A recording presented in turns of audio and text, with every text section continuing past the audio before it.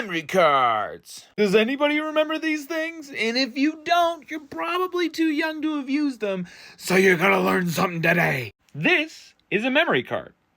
This is one for the PlayStation 2. Used a lot during the PlayStation 1 and 2 eras, on the GameCube, on numerous other consoles, but they were the source to making sure that you could actually save your game. Now, memory cards originally actually came out in the 1980s, and they were used as little batteries to actually save game states and all kinds of stuff in like arcade cabinets. But it wasn't until like 1994 that they actually like developed into what these look like, did look like. We don't really use them anymore. Memory cards were like one of the most important things you could have in your gaming arsenal. If you didn't have one of these things, you couldn't really prove to your friends that you actually played a certain game or could actually beat a certain game. Now, another thing about memory cards is that they didn't have a lot of space, or at least back in the day, it felt like a lot of space, but it's not a lot of space compared to nowadays. This memory card was what you got as a standard from PlayStation. It's 8 megabits with an M.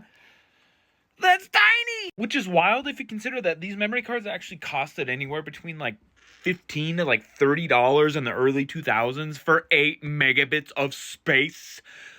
Space has come a long ways. It's come a long ways since the early 2000s, and it's become a lot cheaper for us to actually use. And when I tell you I carried that memory card around with me everywhere, like everywhere. It lived in my backpack. So anytime I went over to a friend's house, I could prove to them that like I knew these cheat codes or that I beat this boss that they thought I just couldn't beat. It was literally living proof. That's what memory cards were. They were living proof to your friends that you're not a liar.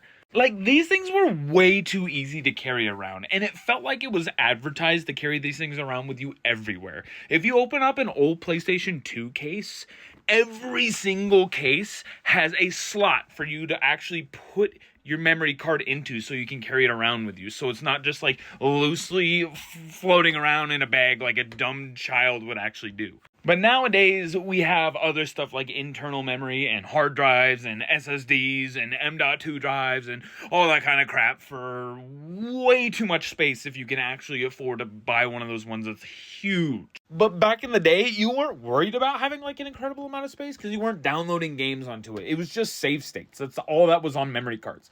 Nothing else. And mainly the reason you carried those things around was just to shove it in your friend's face that you were a better gamer than they were. Memory cards were your identity back in the day. If somebody had actually taken your memory card and booted it up, they could tell what kind of gamer or games you were into just by looking at all the save states from the different types of games that they actually had.